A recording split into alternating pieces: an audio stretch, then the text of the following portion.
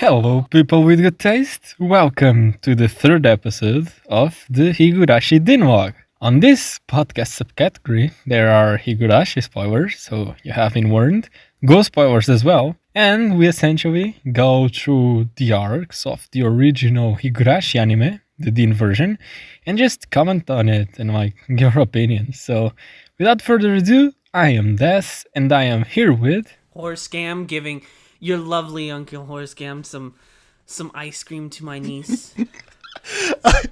I'm Kirby, and Tepe did nothing wrong. Wow. Is that really the stance you're gonna put right now? Yeah, I know. In this arc? Damn. No. Yeah, we changed our tactics since last time. He was barely even in this arc. He was barely even in this arc. He was in it for like 1 second. But we're not here to talk about Go or the VN. We're not talking about the VN. We're talking about the Deen adaptation. Okay, hello, this is your friendly neighborhood mushroom who has been late for an hour and a half because I was getting McDonald's. Okay, so Tatarigoroshi essentially starts with Keiichi almost burning down his house while attempting to cook.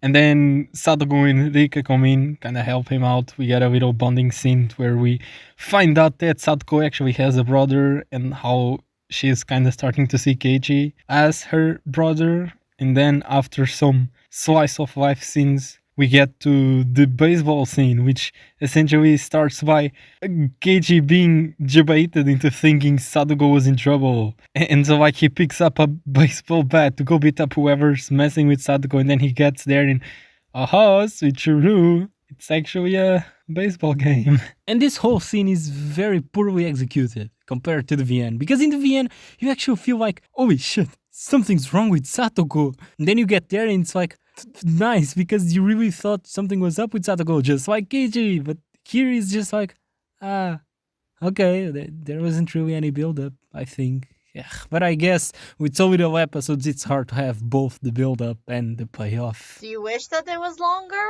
I mean, yeah, but also now that I think about it, more episodes wouldn't exactly equate to a properly executed arc. Even with only these episodes, they could have at least added a little emotion to the scenes. As is, they just feel very bare bones and shallow. A bit of music would have been enough to make it better, honestly. But worst offender, honestly, is the thing that really keeps Deen from being as good is what they cut from the original. From important scenes to the funny horny guy conversation, no scene is safe in Deen. Half of them get the axe. What's the horny guy conversation? I don't understand what that means. You mean Irie? Okay, so the funny horny guy scene is essentially just the guys, the club was losing the game. And so on the halftime, not on the halftime, I think it was the gang who asked for a break. And so the horny guy goes to the bathroom on the break, and then Keiichi also goes to the bathroom, and then he's like, hey, yo, if you let us win, I'll give you these tickets to this Angel Mort event that is gonna happen. Yeah, and then they have this short but kind of funny but very horny as well, but kind of funny because it's not that bad.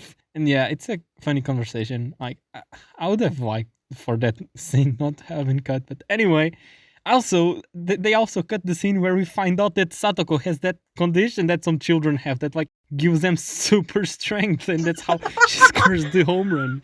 What?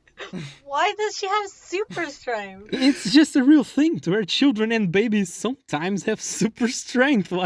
They're stronger than they should have been, and we find out Satoko has that thing after she scores the home run. That's definitely not in the manga. I can say that for sure. Here's my argument about this. This is where the Dragon Ball crossover comes about, because Satoko has blonde hair. Therefore, Satoko is a Super Saiyan. Satoko is a Saiyan for the planet Vegeta, and that's how Higurashi connects with Dragon Ball. That is my piece. Thank you. Okay, one thing I wanted to say about the Deen adaptation is that they made Irie significantly less horny than he was in the original. In that original scene, he's like, I want to see Satoko in the maid dress. I really want to see Satoko in the maid dress. Holy fuck.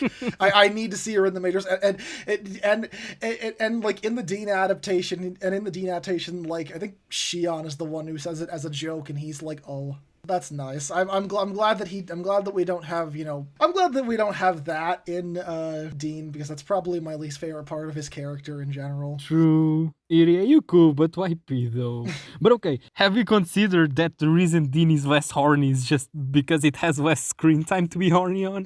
For real. I mean, okay, Deen is like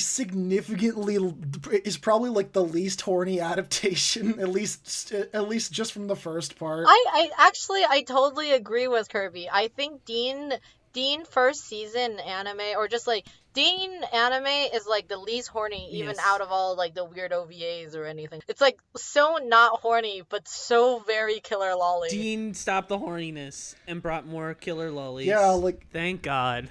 Yeah, like it's honestly kind of refreshing how less horny it is than like the visual novel, and to an extent the manga, because the manga was the one that I read. Oh wait, so since Kirby is here, shouldn't Kirby also state what version of Higurashi he has consumed? Oh right. Oh yeah.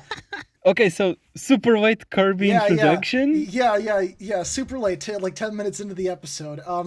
Well, my experience with Higurashi is that I actually watched the first arc of Go before watching anything else. The wrongest way to go about it. And then I went back and I said, maybe I should go actually just read Higurashi. So I went back and read the manga, because I don't want to sit in front of a computer and read a visual novel. And then I finished the manga. I've read like a few of the manga side arcs. I don't remember what their names are, but I guess for this discussion that isn't really that important. I have seen all of Go. Regrettably, I know. As people who have watched the log will probably know.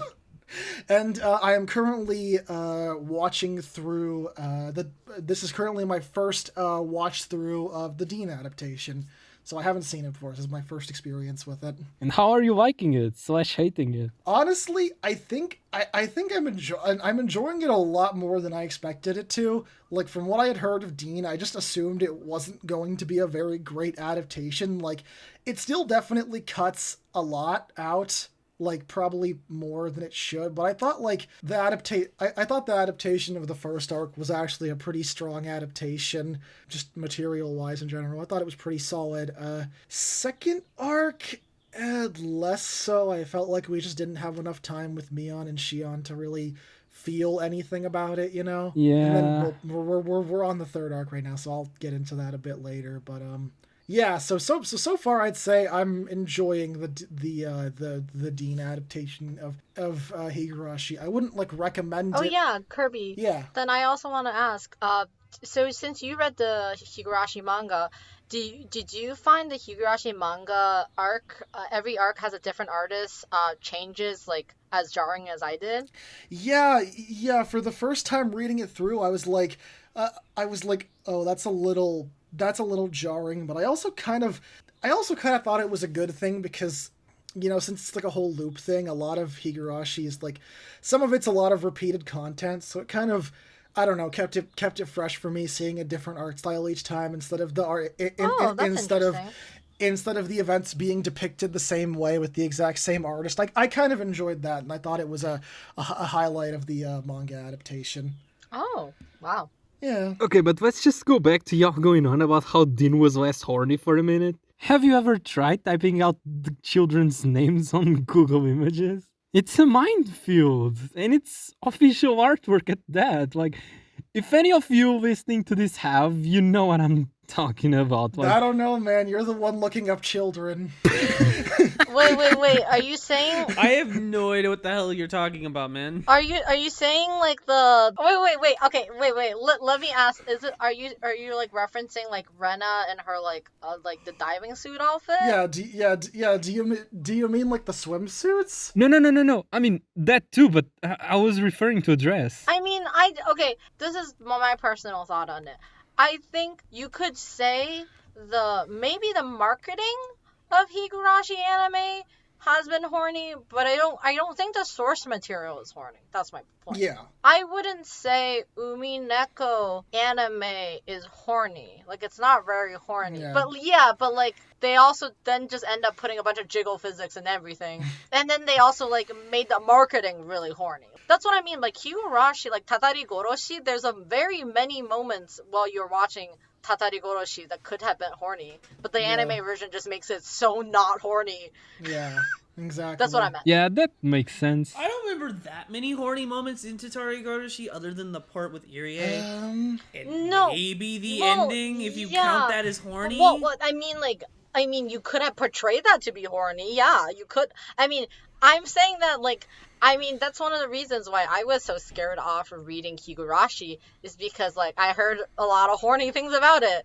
And I'm not sure if it's true or not, or how much percentage of it is in the VN, but it just made me I will say, turn it off, basically. I mean, judging from what I think from going from the Deen anime to the VN, you're probably going to get an uptick about 5% more horniness, and that's mostly just Keiichi's inner dialogue about things. Is horny? Especially with one scene in EP6. No, in EP7. That one scene that pisses a lot of people off. I actually don't know what you're talking about there, guy. Because you didn't read the VN. You know what scene I'm talking about, right, Des? No. Umineko Goroshi, with Keiichi and the other dude. I don't remember this. The PS3 scene, where he rants about PS3s. I really don't remember, man, but to be fair, every arc has a bit of horniness in it, especially some Angel Mort scenes. I'm trying to remember. I don't think it was in the manga. Yeah, it probably wasn't. It was probably cut. Yeah. Anyway, that's spoilers. So anyway, Tatari Goroshi. Okay, so that's keep talking about Tatari Goroshi. I have so many thoughts on Tatari Goroshi.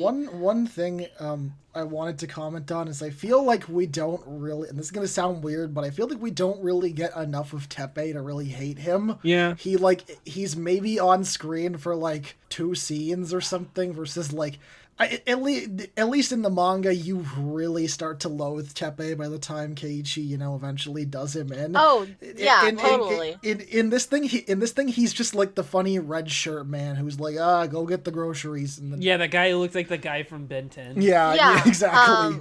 I think we're going to talk about that a little bit more, but let us finish summarizing so we can dig through it. Okay, so let's just go over the rest of the things real quick. So, like, after the baseball game, we find out that Teppei came back and he kind of like doesn't know how to do anything because he's a man-child and he needs a maid. So he remembers he has a child in his family that is scared of him and he can use just as a cooker and a maid and everything. And so Satoko gets kind of kidnapped by Teppei and she doesn't struggle back because of the trauma from her past. And like she subconsciously, I guess, believes that her brother ran away because he was always defending her, and so Satoko has to go through this with Teppei to prove that she has grown and she's more self-sufficient, I guess. And so, like, kind of just to prove to her brother, yo, look, you don't have to protect me anymore. You can come back. And so the club tries to contact the authorities of these kinds of situations, but they kind of like do nothing. And so after, I mean, in the anime it's really rushed, but like I'm going with the VN. So like after many days of like agonizing over it, Keiichi finally snaps and goes L5 and plans to kill a man. And so he prepares everything. He kind of like manages to kill him, but also do everything very, very messy way. And so he just like, he succeeds. Let's just say he succeeds. And then the next day, apparently Sadako says Teppei's still at home, even though Keiichi supposedly killed him. And so Keiichi just goes deeper down into Hinamizawa syndrome bullshit. And the way this ends up is that Keiichi ends up visiting Satoko in her house where she's boiling to death. He saves her, and then both of them go to the Irie clinic where they find out that Irie kind of offed himself. And then they go to the Furude Shrine because Satoko obviously doesn't like being naked, but Keiichi is caught at the wrong time in the wrong place by Satoko, and she thinks Keiichi killed Rika. And so they end up going on this chase to the woods, and then they end up at the bridge, and then Keiichi's like, "Why are you running? Why are you running? Why are you running? Why are you running?" Wait. I just want to say this, Des. I quote that literally every single day when I see my roommate. Like, I just can't. Like, yes, my roommate likes to like basically like run around the house sometimes. Like, she would run from one side of the house to the other, and I'm like, "Why are you running?" I mean, it's normal. Like I run all the time across my house. And yeah, and so Satoko and Keiichi have this outburst at each other, but then Satoko ends up pushing Keiichi into the lake, like out of the bridge, which kind of like Dean somehow managed to make the river non-canon, because if you look at how Dean made it, the river essentially takes up the whole part of what's below the bridge. Like, if you fall from the bridge, you're gonna fall into the river, when in the VN, he actually fell into a car couch and not onto the river. Did he? I forget. How did he not break his bones? So wait, what did happen? Like, he fell on what? You know, like in like the original, he falls on rocks. Right? I don't. What? I don't know. It's unclear. No, Sorry. He falls on a couch. Oh yeah, that's right. A car couch? Oh, like a car seat? But I guess he could also have just fallen to the river, then washed up on shore next to a car couch, and just interpreted the thing as having fallen on top of the car couch. But like, how was he knocked out for like 36 hours? He was knocked out for a really long time. He was tired. He had to take a nap. For 36 hours? Yeah. If you fell asleep that long? You could just be delirious. He's a growing kid. He needs his rest. Like, yeah, I mean, so the first thing is, so what they said is that, like, he fell into the water, he drifted over, and then somebody picked him up? No. He just woke up and found his way to where the mountain dogs were. I always assumed he just got a mild concussion or something, and that's why he was out for like... Because, like, that was the only thing that stopped me from solving that whole thing on the Hinamizawa disaster, is, like, how the fuck did Keiichi get knocked out for 36 hours and have no idea what the fuck was happening? Because I always thought Keiichi was in on it. He was the mastermind behind it all. He killed everybody because he just he fucking fell, hit his head, and became a fucking a villain. The first time I read through that, the way I thought he survived the gas disaster was like his head was lined up with the rocks just the right way, that he was like breathing into a pocket of air or something. Yeah, that's what I thought. That allowed him to not get killed by gas. Wait, anyway, that makes zero sense, but It sure. does make zero sense, but that's what I thought. Okay, so now I want to talk about anime Tataigoroshi. I hate it so much.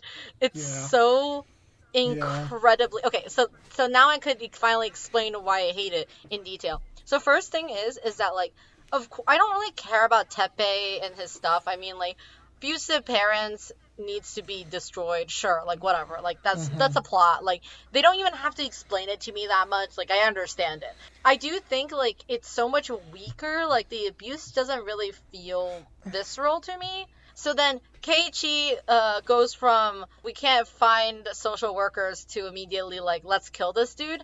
Okay, this is my thought. I am not sure how Keiichi comes off in the VN, but in the anime, he comes off super rash, really stupid. Yeah. And, like, and he, like, basically, like, is just tripping over every single thing he could possibly trip over. Like, it cracks me up. In the manga, by, like, the end of what he does, where he, like, kills Teppei, he feels like someone who's, like, you know, pretty much, he's tried everything. He's broken at this point, and he's, like, resorting to a last option. In the Deen adaptation, he just feels like, okay, I'm just gonna kill Teppei now. Yeah, exactly. Like, it's like plan A, gonna go find some social workers. Plan B, kill Teppei. Like, zero in between. Question: did the manga have the 100-second scene? That scene to where Keiichi is very monologuing to himself that he is determined to kill Teppei. Yeah, I think so. Because I love that fucking monologue in the VN. Yeah. That monologue is an absolutely amazing monologue because it's really great to, because like what I was imagining, especially at the end, was I was imagining it seeing fucking Keiichi's face from like Rena's perspective. What Rena is seeing is what like Keiichi would see in later in early arcs where like his eyes fucking go Fuck wild. like fucking she's watching someone go fucking completely insane, and I fucking love the idea of like he's slow descent into insane as he just repeats this 100-second thing where like, okay, this is my fucking time, this is it, time to murder a man. I think like the anime really doesn't give me that feel at all. Like the anime, he's just kind of like bumbling and then kills the body, and it's just so sloppy, and it's like, okay, I don't really care if you were a first-time watcher of Higurashi, but you feel like at least, like, at that point, like, even if you don't know that, like, everybody's is your friend or blah, blah, blah, it doesn't matter. But, like, you could clearly tell, like, every time he's talking to Rena and, like, and Mion, they're covering for him. Like, it's like the anime is not even being subtle. Like, Rena's like, stop fucking talking about it. We made a fucking alibi for you. And then, we saw you at the festival. Wink, wink, nudge, nudge. Yeah. And then Keiichi's like, me. I am so fucking, like, I am going crazy. I mean, How is that it's possible? there in the VN. The VN does have that. Oh, yeah, but like, I imagine it's way better executed. But it's like, it's not like so like, ha ha ha ha. It's more like, okay, if you're like, it's more like, okay, I was like, because I instantly, oh yeah, Rina and Mion are covering for Keiichi. It's just like Keiichi just doesn't fucking believe him at all. I understood that and it didn't like twist my arm like, hey, yeah, they do it. It's like, oh no, it's like I just got onto it and they just moved on. This is what my thoughts is. Horse So I think the problem with that scene is that like it really depends on how much you are on Keiichi's side. I feel like if you're reading the VN, you feel really like connected to Keiichi and you really want him to succeed, and you just feel bad that he's not catching on, that everybody else is trying to help him and he's just slowly going insane by himself. But like if you're watching the anime, all you can think is like, why is this guy so bad at murdering? Like it's just so embarrassing the whole time. Like I'm getting like the whole time I was watching the anime, I'm just getting secondhand embarrassment from how bad Keiichi is doing this. First thing is like it comes off super self-righteous. Like he has such a hard grasp on what's triggering Satoko, and it's like really embarrassing and visceral for me to watch. What really sets me off the most watching Tatari Goroshi is not about like Teppei's abuse, is Keiichi's blatant misunderstanding of what actually like means personal space to Satoko and what like really sets her off. So like every single time he tries to pet her, like touch her hair, and then she like just violently starts reacting, like it makes me feel so bad. Like that's actually truly the only time I cares about Satoko, because I just feel like that's like the type of reaction like I would feel if I had like in a scenario where I was like, oh, God, I really don't want to be touched like that. And I was like, it was just hilarious to me, because like meanwhile I'm like thinking about an alternate universe where I could enjoy Tatari Goroshi, which is a version where I'd be reading the VN. But like meanwhile, I just like thought Keiichi was so stupid, self-righteous, and like dumb in the anime. It was just so bad. Yeah, Mash, I think you put it perfectly. Like once again, it's the lack of monologues. In Deen, you only see the actions of Keiichi and not the mental journey he went on to get to that point. Because like I love Keiichi as a character and as a protagonist, because besides being charismatic, you really get to see how much he cares about his friends and how much he sympathizes with their problems. His friends' problems are his problems, and he does his best, like, and not in a selfless but also reckless and naive way. Like, killing Teppei was something really impactful for him. It's not as shallow as the anime portrays it at all. And even when he lacks understanding of the situation, like when he repeatedly tries to pet Satoko, he ends up feeling really guilty about it and growing from it. Well, in the VN at least. In Deen, he's just like, oh, I have seen anime before. Head pets fix anything, right? She likes being pet, right? That'll work.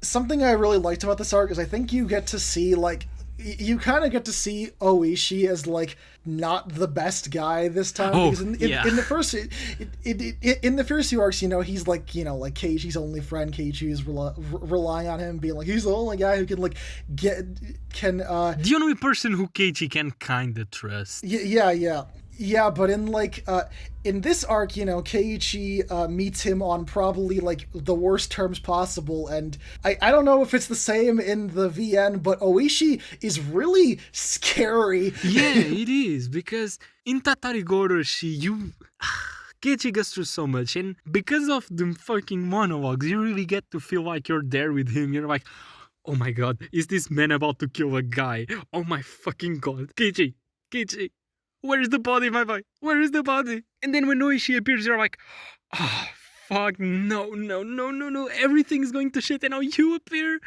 And then Oishi just makes Keiichi dig up absolutely nothing and then kicks him, and I'm just like, you fucking bitch. This is the police brutality that we keep hearing about. The first time, like, I read through it, Oishi gave off such, like, an ominous dark aura that I didn't know how the story was gonna go. I was like, what the fuck does this guy want with Satoko? He's just extremely ominous looking, and it's like, okay, now you can kind of understand, like, in hindsight, you know, like, looking back on it, like, oh, this is why Rena and Mion and the others don't like him. He's fucking terrifying. Yeah, Tatarigoroshi has some honestly fucking great scenes. Like, not only that one with Oishi, to where you're just like, bro, do you have any idea how much we went through just to get to this point? And now you just pop up here and catch Keiichi with his pants down. Like, Tatarigoroshi has many great scenes, but my favorite, which also happens to be one of my favorite scenes in all of When They Cry, is the scene in the school right after, I think it's right after the 1500-second monologue. Actually, I'm not sure if it's when he's going L5 or not, but it's a scene in the school where Keiichi is just like, yo, we have to do something. Like, the adults at the Child Welfare Center do not understand what Satoko is going through. Right as we're speaking, Satoko is suffering. My friends, even though they care for Satoko, they do not seem to want to do anything about it. I have to take this into my own hands. I'll have to kill him. And then Rina just turns to him and like firstly she speaks kind of calmly. She's like trying to get to Keiichi, like, Keiichi, bro, isn't what you're saying. You're not gonna accomplish anything. Like, the answer to this is not to kill a man. Like, we care about Satoko as well. The reason we're not trying to kill Teppei is not because we don't care about Satoko, is because there are other ways to go about it. But then Keiichi, of course, not only because of the syndrome, but also because of how infuriated he is, he's on that mindset. He just doesn't move from there. And he's just like, bro, my friends don't understand what's going on. I really have to take this in my own hands. And then that's when Rina fucking snaps, and then she's like, I love this aspect of Rina, because at first she really tries to get you, but when you start being stupid, she has such a great control with words. She just hits you where it hurts. I mean, not where it hurts, like she knows where to strike with words, is what I mean. And so she just turns to Kitchen like, bro, you're fucking stupid, but listen to what you're saying. Even if you kill Teppei, do you think Satoko would want that? Do you honestly think that's gonna solve everything, fucking killing a man? Like, think you're being kind of selfish, to be honest. Like, think about Sadako. Why do you think she doesn't escape? It's because she feels this way. She feels guilty, and she feels that she's the reason Satoshi ran away, and she is interpreting Teppei coming back as a way to prove to herself that she has grown and she no longer needs Satoshi to sacrifice himself. And so if you kill Teppei, you're taking away Satoko's opportunity to come to terms with what happened. Keiichi, you're being fucking stupid, bro. And like, that scene was so good. And bro, Rena, that's when I was like, bro, Rena, honestly, one of the best characters in When They Cry, and ironically. I was just gonna like generally just say, yeah, there's like a lot of really, really powerful good moments that are just not in the Deen adaptation of this arc, because they decided to condense it into 4 episodes. It's an arc that really heavily relies on Keiichi's inner monologue, and it's just not there. Out of all the arcs so far, I would say this one is the one that probably suffers the most from the rushed character development. Yeah, 100%. I mean, there's 2 arcs that heavily rely on inner character monologue. Technically 3 if you count Umineko-related, but like the 2 arcs are Tatarigoroshi and Sumihara-boshi, or the 6th arc, because those 2 arcs really have rely on that inner monologue from the characters. Specifically, for Sumihara-boshi, it's Rena's. Like, because otherwise you would not have Rena's characterization in that arc. So, I want to talk about the whole scene where meeting with Takano on the car scene. I think out of anything in the anime, I think that scene is still really well done in the anime. Mm-hmm. Oh yeah. I think it's still pretty properly like horrifying. And the voice acting from Takano's voice actor, of course, is like amazing as always, and it just like gives you chills. Yeah, definitely. Like that scene definitely still holds up. Like, because at this point in the adaptation, you know, like you know almost nothing about her besides like that she was supposed to be like. In the second arc, you learn, like, oh, she was, like, dead 24 hours before Keiichi even saw her. So when you see her in the, third arc, it's just, like, it just feels really kind of ominous. Like, I guess sort of like you're just seeing a ghost because there's no one else around but Keiichi and, you know. Yeah, and she's just driving a car on the rainy road, and she's talking about her Yeah, she doesn't explain why she has Tomitake's bike. And to top it all off, when she drops him off, she says on that signature Takano tone, "We didn't meet tonight." Yeah, exactly. Like, I think that scene is still really good in the anime version. Like, I think the voice acting, the rain, and it still makes that scene worth it. And I mean, like, the whole digging scene is really stupid because, okay, this is my personal thought on it. It's kind of like the kind of scene where I basically watch it and then like in the VN it's like probably really nail biting and you're really hoping that they don't find a body, and then Keiichi's like losing his mind because he doesn't remember which hole is the real hole and if there is even a hole. But like in the anime version it's just played so dumb. Like you're just like, it's very clear, Keiichi, that all your friends probably came here and dug up the body for you because you're such a fucking idiot. Yeah. It's really hilariously embarrassing because like I watched this like recently with my roommate and we were just sitting there the whole time being like secondhand embarrassed by him and just being like, God, now I'm sitting on the couch fantasizing about if I had murdered a person, how would I get by it? Like, this is not the great way how this fucking anime is going. Yeah. I guess another thing that I wanted to talk about from specifically this adaptation that was in the manga was that they cut a lot of the Satoshi foreshadowing that I thought was really cool. Like you know, there was the stuff like, you left Satoko with me at the festival. I thought you were, you know, never coming back, just like you know, Satoshi, and a lot of other stuff like that just ends up getting the cutting room floor because it just, you know, wouldn't fit in 4 episodes. Why? Oh, why, Deen? Okay, okay, so now could I talk about how much I hate Satoko in the end of this arc now? Sure. Okay. Yeah, sure. Okay. So, what I think the Deen anime does a really poor job is giving Satoko any form of characteristic in a way. Like, I feel like in the anime, basically she's talked about a lot, but like you see her like very, like you never really see her. Like, she's just kind of a non-character. Everybody just talks about what she is like, but you don't really see it.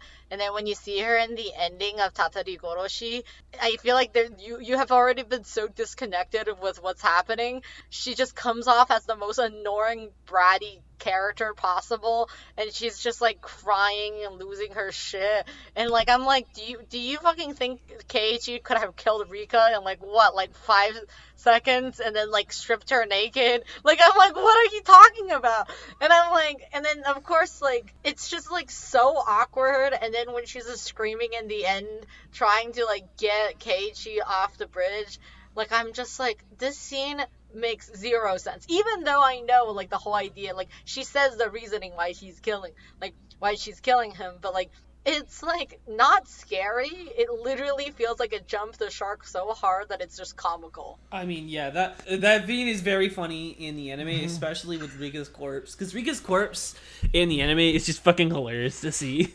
It's just a fucking it looks like a fucking doll where like okay, because the only like scariest CG I've in the Higurashi VN is not really one from the original, because it's not the original one. It's the fucking Rika's corpse in this arc. It like when I first saw it, it fucking like it looks very fucking terrifying. It's not terrifying in the way that like it's scary. It's terrifying in the way that like It's just, holy shit, that looks like a fucking dead body. Oh, I think I have it. Did I keep Rika's dead body on me? I'm gonna call you on that. Did I keep Rika's dead? I guess one last thing that I wanted to talk about, if I don't know if we're like coming to sort of a close on our thoughts on the third arc, but one thing is that I was talking with Anonymous about this a bit, is that they pretty much like sort of just axe the ending of the arc for the first part, or like, you know, the part with Keiichi in the hospital like going insane. I thought that was a really strong, good scene that just ends up getting axed, and instead it just feels like, and then everyone died. The end. Oh, also, I have to say this.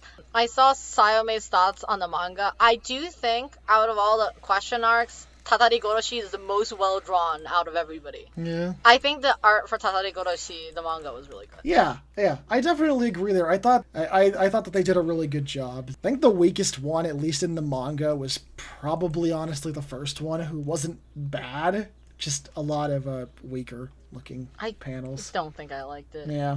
I guess my closing thoughts is that it goes from being one of my favorite arcs in the manga adaptation combined with the 7 arc to just one of the most meh arcs, I guess. Like, just very, very middle of the road. I think Tatari Goroshi, in my opinion, and overall, at least in the VN for me, it was my second favorite question arc. It wasn't my favorite. It was just the beginning of the Tatari Goroshi. It just isn't that good. I don't like it as much as I do as Watanagashi's first half.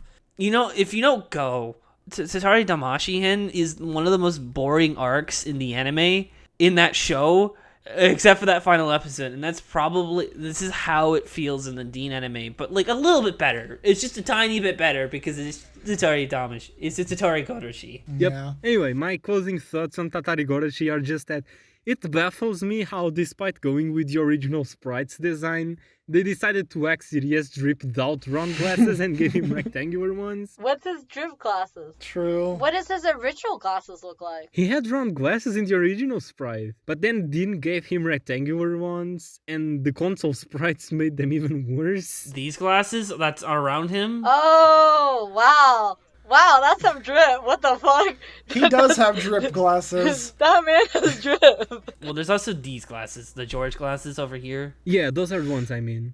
Anyway, let's move on. Horsecam, do you have any clothing thoughts on Tatari Goroshi? It's a fine arc. Did you like the anime version of it?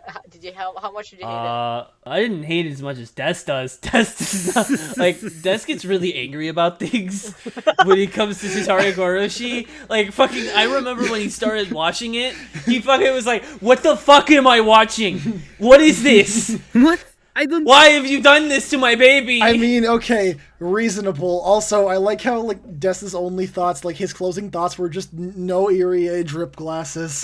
He didn't say anything else. Anyway, should we move on to Himatsubushi? Now, it's time for Himatsubushi. Kirby, unfortunately, is no longer with us. Not because they died, but, like... what the fuck am I saying? They're knocked out after being pushed off a bridge by Satoko. They're going to be back in about 36 hours. Kirby got nice boated out into the water, so... Well, we have to just continue on without Kirby. Nice boated. So, like, Kirby made a bad joke and we kicked him out. That's not even true. We can't even say that. That is not true or funny. Yes. I mean... Sorry. I make bad jokes all the time and I haven't been kicked off. What the hell? So, what happens in Himatsubushi?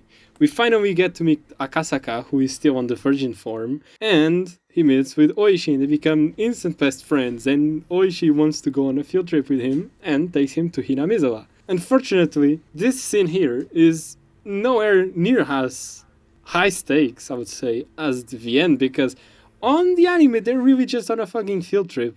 whilst on the VN, the narration tells that like the villagers are looking at them weird, and there's like barricades all over. You feel like they're walking right into the fucking dragon's den. You feel like, oh fuck, man, maybe you shouldn't be there, bro. You're gonna die. Get out. I was actually gonna ask, like, so this Himatsumishi arc is really short in the anime version. It's only 2 episodes. And it's actually kind of confusing to me as a person because I'm like, Himatsubushi arc feels like nothing actually happens in it. Like, I mean, it is called Himatsubushi. Like, is the original VN that short? It's 10 hours long. For me, it took me about 6 hours. So what are other arcs like time usually? About 15-20 hours. For me. So like usually an arc takes like 10 hours to 20 hours? Is that what you're... No. It takes about 12. 15. 12 to 14. 15 minutes. 15. So Himatsubushi is like half of the time. Yes. So yeah, I guess so. Like if they thought like every Higurashi arc would take 4 episodes, Himatsubushi takes 2 hours. Takes 2 episodes. That makes sense, I guess. Mm-hmm. So they eventually end up finding a lead to the child that was kidnapped, which was the reason that Akasaka was there. The anime skips over the fucking greatest Akasaka moment where he just tramples over 3 horny old men with... Like, the worst scene in the VN, in my opinion. I fucking hated that You scene. did? Why is that Like- scene bad in the VN? Because it's like majority, it's like 15 minutes in like, it's like 15, 20 minutes in a 6-hour VN. It's a big portion in that VN. It's just about Maja? And it serves absolutely no purpose. That's funny. Bro, yes it does. It's where you get to see Akasaka's face. Where else would you see his face if not in a CG? Who bro? cares? We don't see Keiichi's face until like freaking chapter 5. Really? Are you serious? Yes. That's crazy. They joke about it on the fucking all cast review sessions. They're like, bro, Keiichi, when the fuck are you gonna get a sprite? He's like, bro, I'm the POV. I do not have a sprite. What do you mean? That's so funny. Hyunmi gets a sprite in Meakashi because the POV is Shion, not Keiichi. Damn. But anyway, let's go back and talk about how Akasaka version mode is here on Hinamizawa, I guess. Yes, so they end up finding a lead. They pass by fucking Irie, who is for some reason hot in... No, he looks the same. What are you talking about? I don't know, Irie just looks good. It looks the fucking same. Irie looks good. What the fuck? Wait. So is Irie from 5 years ago looks different from Irie now? Like, what's... No. He simply has more screen time in Himatsubushi. Which makes him more hot because he has more screen time. Am I misunderstanding this? No, I don't know. I just thought I'd mention it because it is cool. What did I want? Okay, yeah, the fucking child that was kidnapped. In Himatsubushi, we see basically nothing of it in the anime. In the VN, like half of the time you spend on the VN it's his POV, and you see him being like, bro, where the fuck am I? Like, my stomach's hurting. Like, what the fuck are these dudes doing to me? I can't even see anything. They've got me blindfolded. Oh, so you spend like half of the Yeah. VN like in the mind of the child? Yes. Yeah, Oh, and it's super messed up interesting. because you're in the POV of someone who was kidnapped. Yeah, he tries to like fake illness to try to get out, but like Yeah. it fails because Irie is like, I can't really help you, man.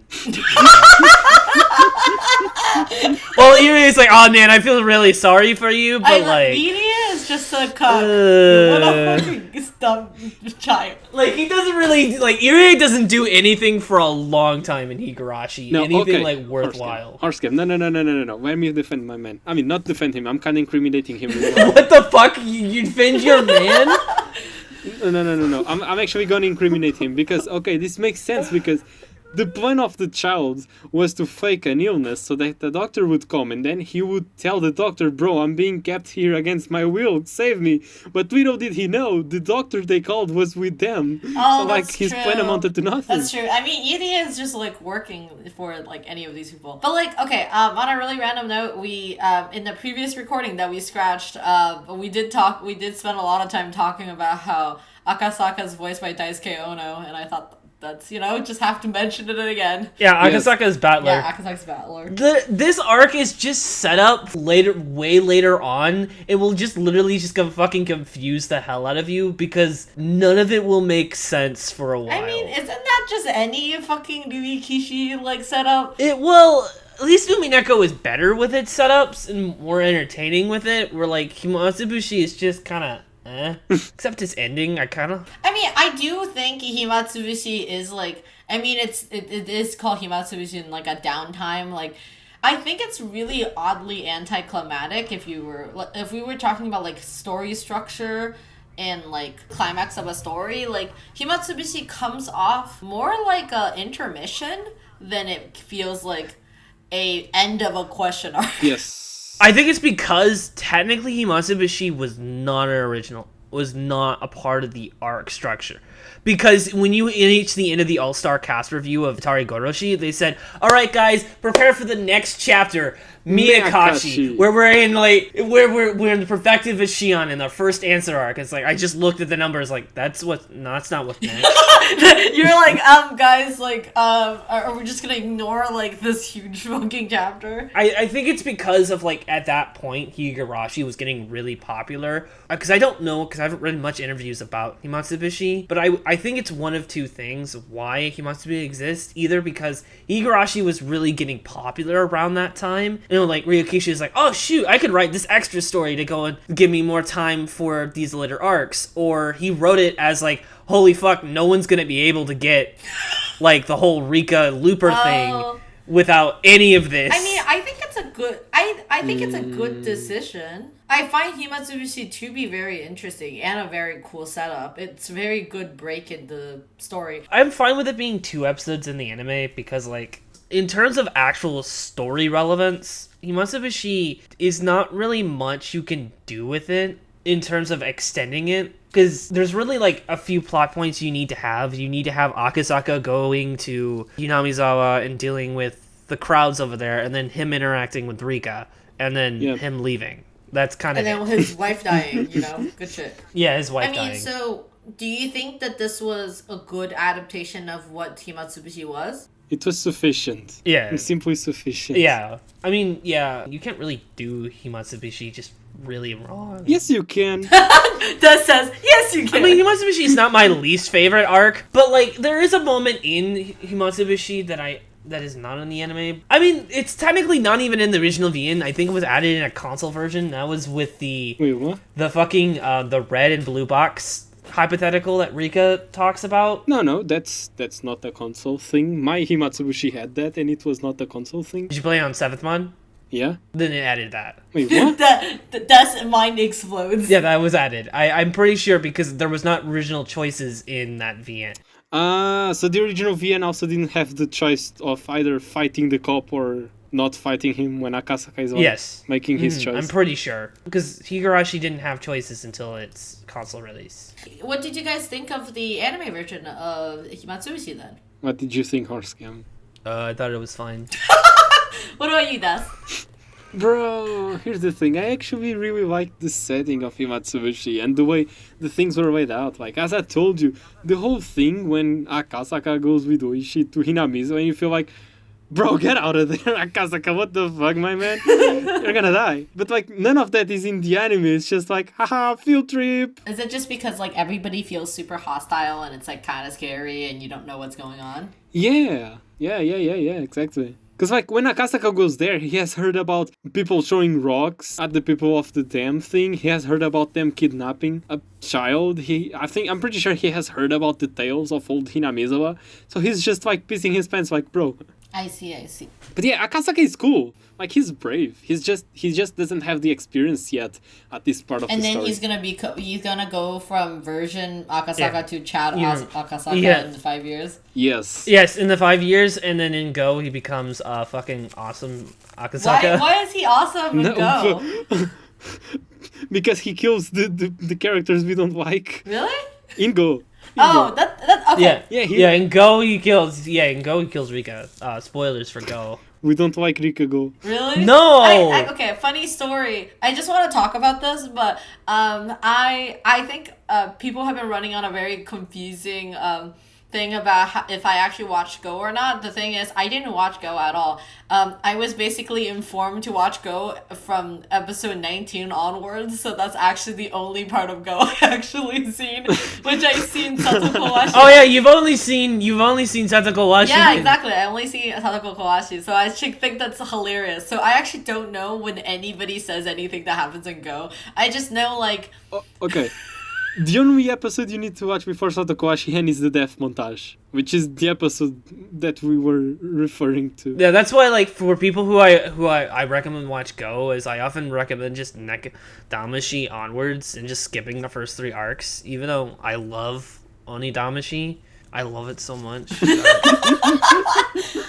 Onidamashi a really good arc. It's like you're holding Onidamashi on your arms. It's like I love you, Onidamashi. I could just imagine Horse-Scam holding like, I have only met this child for 10 minutes, but if anybody is gonna touch like Onidamashi, then I'm gonna kill you and everybody else in this room. Bro, that's a certified Akasaka moment, actually. Quite fitting.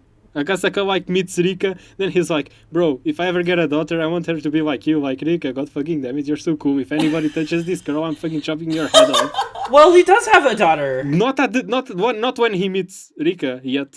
I mean, he was gonna have a daughter in like less than like a week. Anyway, where were we? Akasaka meets Rika, finds the... Yeah, there really isn't much to talk about in Himatsubushi, except for the part at the end where like Rika cuts the phone line so that Akasaka doesn't know that his wife died. His wife has... Yeah.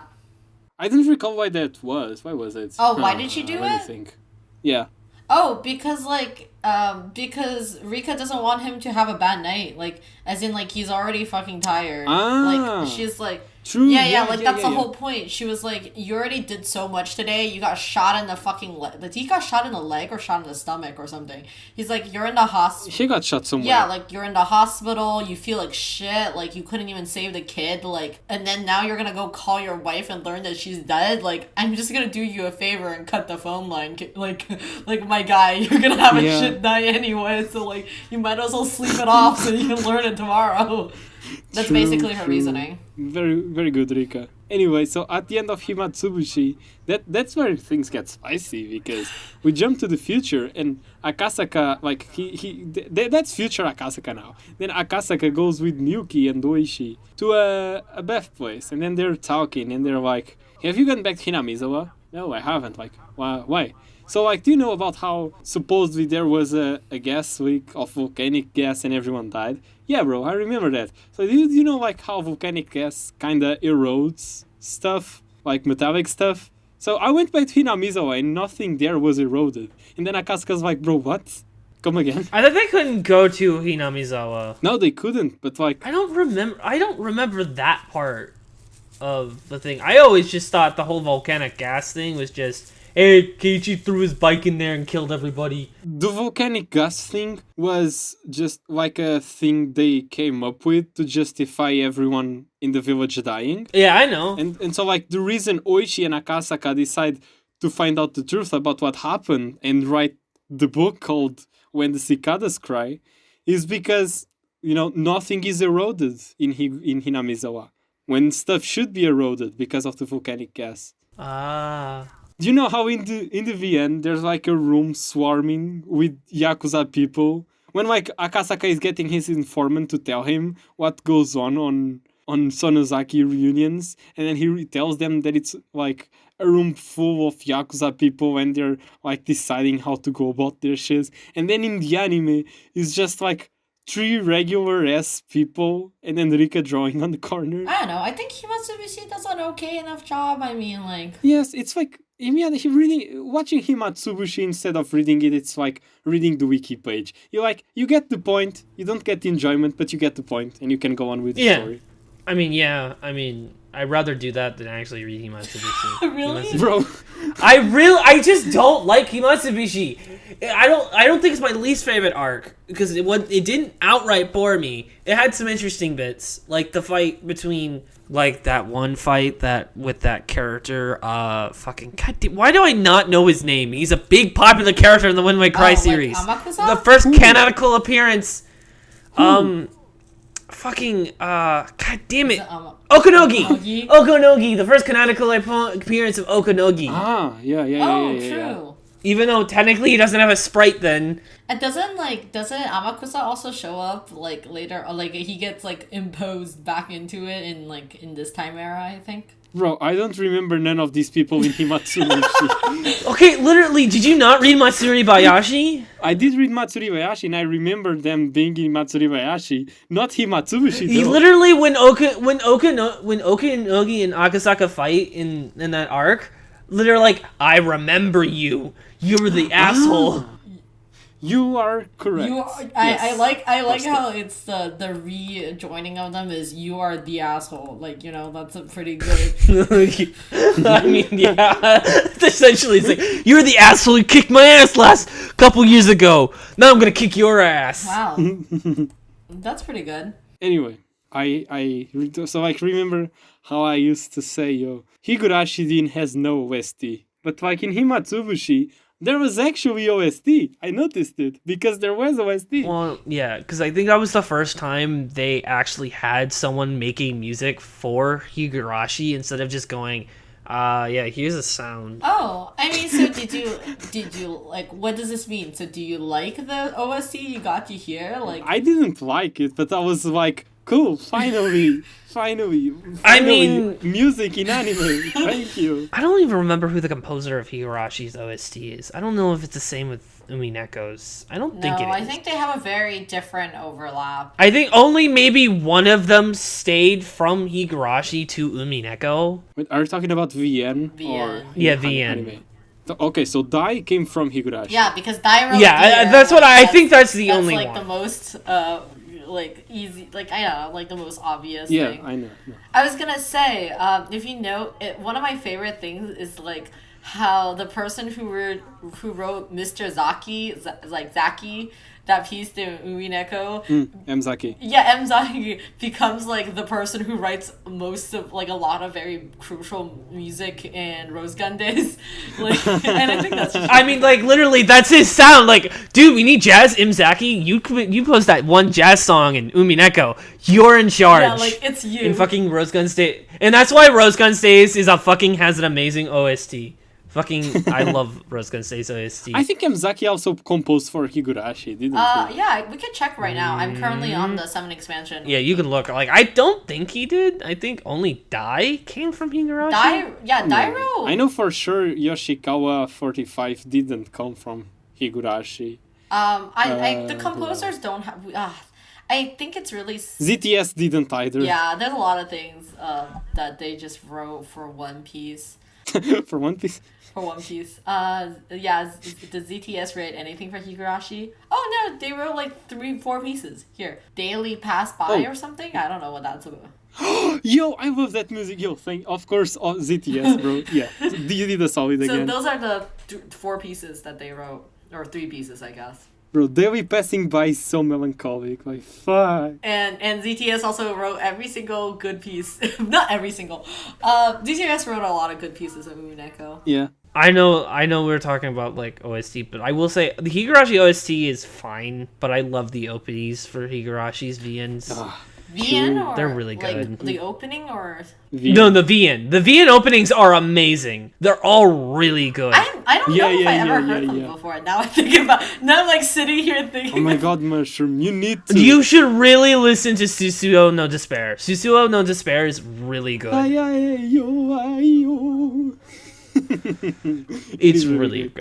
What's currently the Higurashi, like right now we're on Higurashi season 1 anime ending song? I don't remember what it is, but I know I will have to say it's Why or Why Not. Oh, why not? That's okay. I was gonna say when we get to Taisho A is like fucking amazing song. Nothing's better than Why or Why Not. Do you think so? I think I've never listened to the second OP or ED of the anime. It's really good. I love Taisho A. Recently I went to my friend's house to do karaoke and I did Taisho A. I was like, completely forgot how good this song is. I know, you know, this might be controversial, but I think my favorite anime ED. Not my anime ED, Higurashi ED for Higurashi is God Syndrome. But God Syndrome is fucking great. It does slap. I mean, I actually think the music for Go opening and ending wise are all pretty like slaps pretty hard. Like I think I like constantly think because I think it's because they were done by this person who does the VN openings. Of course, and that's why I really liked those openings so much. Yeah, it's like how we could hate like Umineko anime, but like the oning is amazing. One wing angel. Not one wing angel.